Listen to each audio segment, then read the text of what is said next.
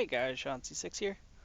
So there has been Datamined patch notes for patch 2.3 for Diablo 3 Reaper's Soul. So what they're apparently going to be doing is there's going to be the new area, the Ruins of Sheshron that they announced at BlizzCon last year. So that's nothing new. I thought that'd actually be in there. They're adding Kainai's Cube. It's basically like a Super Herodric Cube from Diablo 2. So with it, you can, my understanding of it anyways, it's still all trying to get figured out based on not knowing much about it. You can change gems different types, you can change crafting mats different types. You can use them to open portals like Cow Portal or Greed's Portal. So that's pretty sick. Kind of takes away some of the awesomeness of finding it, but it's old enough now that it's not a big deal. Then, from my understanding, there's also the ability to take off, like, the flavor text of an item. And basically use it as a passive with this cube. So, you can take the reduce cooldown from in-game and use it as a passive. And I guess you can do a weapon, an armor slot, and a jewelry slot. So you could have the reduced cooldown with in-game, the Ring of Grandeur bonus, and maybe a Cindercoat bonus without using any of those items. They would be additional passives, which is just fucking ridiculous mode. So that should be pretty awesome if that's actually how it ends up working out. And then they are increasing Torment up to Torment 10, which I've been hoping for a while because stuff like this is a joke. So I'm curious what they're going to do for actual difficulty. Like, I don't know how hard Torment 10 is going to be. I'm hoping somewhere around maybe Greater Rift 45 difficulty or so.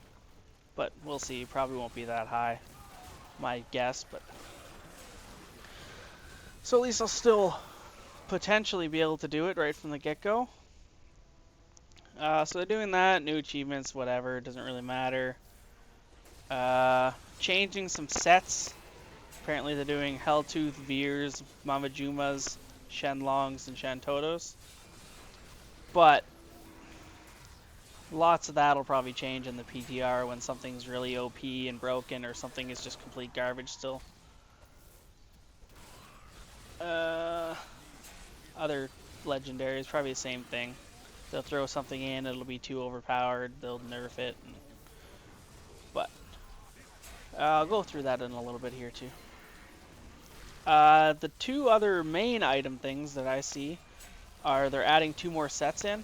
So they're adding another 6-piece monk set, and they're adding a witch doctor set that isn't for pets, so might actually make me want to play the witch doctor finally, but I don't know, we'll see. So, here I'll scroll down and start going through the actual stuff over here. So we just got cube recipes. Doesn't really mean much. There's new mats that you're gonna have to find from each different act and stuff. Hopefully it's not as bad as farming keys. That would be a disaster, but we'll see. See how they actually do that. So go bunch of things. Open portal to greed. Use a puzzle ring if you find one. Open to not a cow level. Use a bovine bardage, so it's not a complete waste finding it, I guess. So that's all good. Whimsydale doesn't matter. It's already easy as hell to get to. Go down.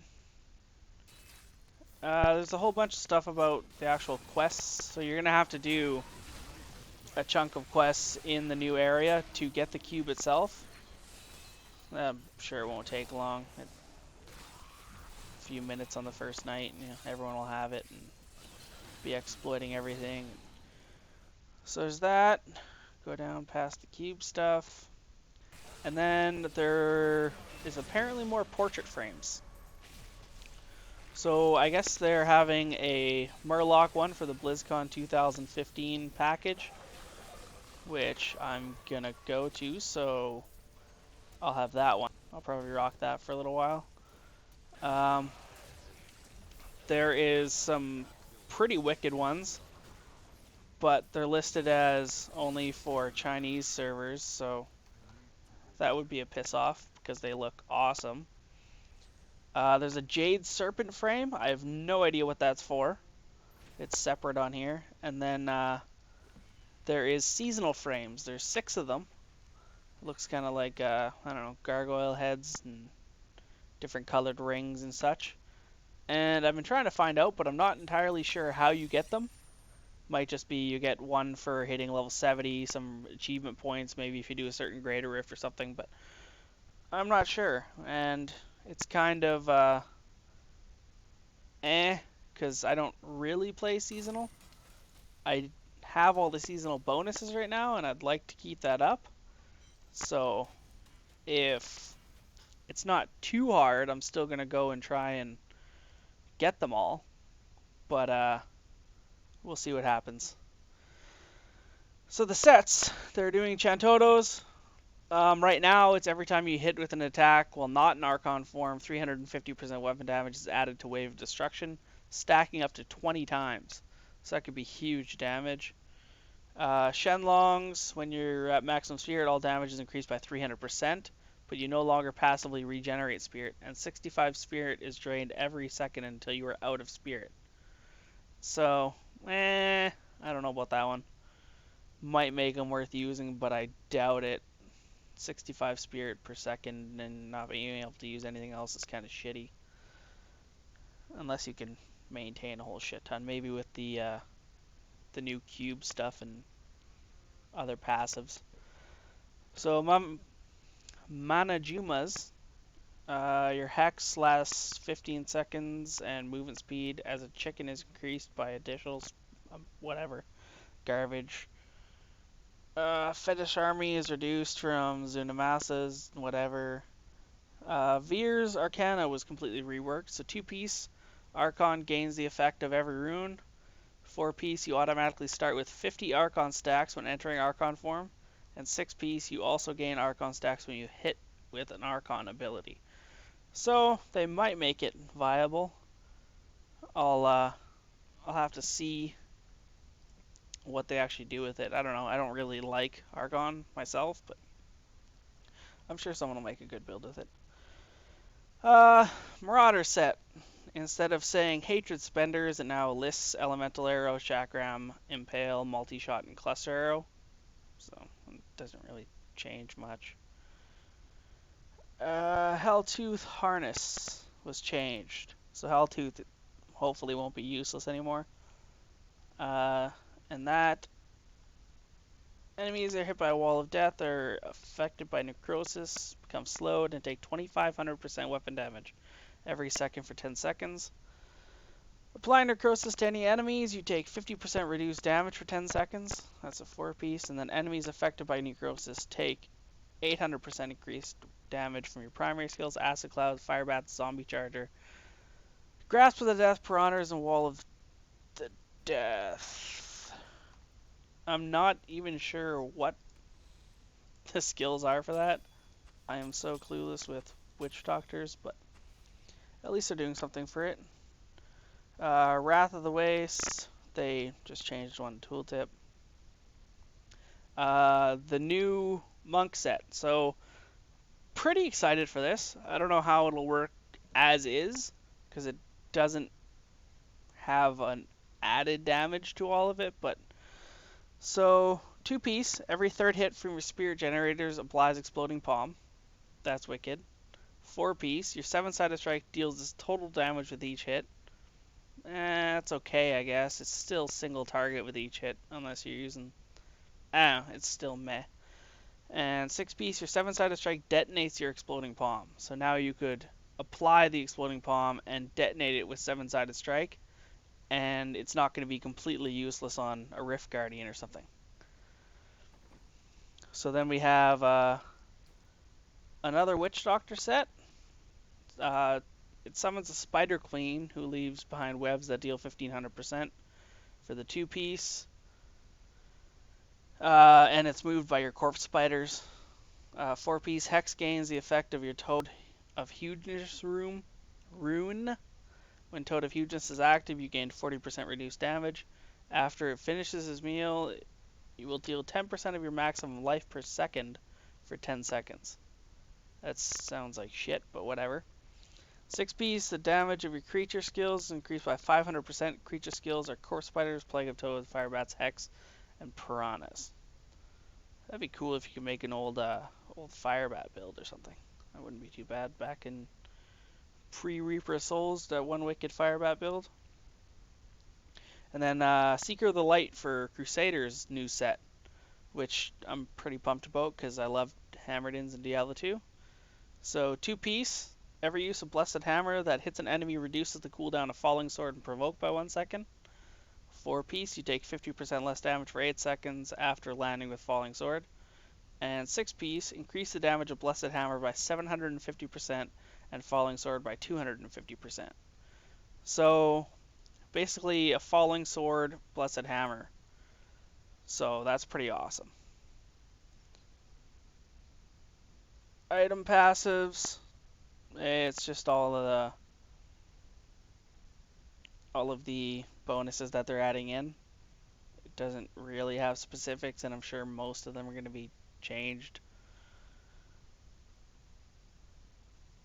And then there is a whole bunch of little tweaks for skills. Most of them aren't going to be in the final. It's kind of a waste of time to go through it all, seeing as it'll probably be changed 2-3 times during the PTR, unless it's something small, like some of these are up from 25% to 30% or something damage. It's kind of a waste of time. And then Season Journey, it's about the portrait frames. Reality has shifted. Greater rifts no longer require trials. Nephilim rifts no longer need keys, and bounties are now a great source of gold, crafting recipes, and materials. Interesting. Horrific artifacts, the cube, runes of Sheshron. It's already went over all that.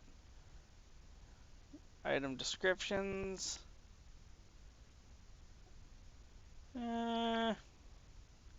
Strings on possible new shrines. Awesome shrine. You get shrines buff, so awesome. Curse shrine. I don't know. And then just some flavor text. It's not the actual bonuses. It's just what they say on the bottom. There's a whole shit ton of them, so. Benchmark messages. New messages. Maybe a benchmark mode, similar to trials. I don't know. You're almost strong enough for Torment 6, but not quite. Achievements, conversations, lore changes a little bit, but I don't know. I'm mostly excited for the new monk set. I think it'll be, once it's actually worked, they'll probably make it the best set, because that's how they do it. They want everyone to, oh look, fancy new thing, everyone play it. Regardless of that set, though, I think the cube, getting passive skills for the items is going to be amazing. There's going to be a lot of variety from that. Being able to use like Ring of Grandeur without actually using it. Cinder Coat, because, well, epicness of resources and then some damage. I guess you wouldn't get the damage. You get the resource reduction. So resource reduction for fire without using Cinder Coat. And then you could still use 6-piece set and maybe like a Leoric's Crown. Get massive cooldown, get massive resource cost reduction. Have Ring of Grandeur so it doesn't matter that you're using the crown. Awesomeness. You could have the in-Guillaume bonus and using a Flying Dragon. Or, there's another thing I didn't even think of before. You could have the flying dragon bonus and use something else. Use any weapons. Maybe two-hand or two one-handers. And then still get the double attack speed bonus. That would be awesome. And then there's always stuff like the furnace. That'd be wicked. Any of the weapon ones would be pretty good, actually. They made those pretty cool. So yeah, I'm curious to see what happens. So hopefully the PTR will be coming out, and I'll find something awesome. I'll be posting videos about that, hopefully, depending on work and everything else. So thanks for watching. If you have any opinions about anything, feel free to post them down in the comments and see if I agree or disagree, or if you pointed out something that I said that's completely wrong, that's good too. So thanks for watching.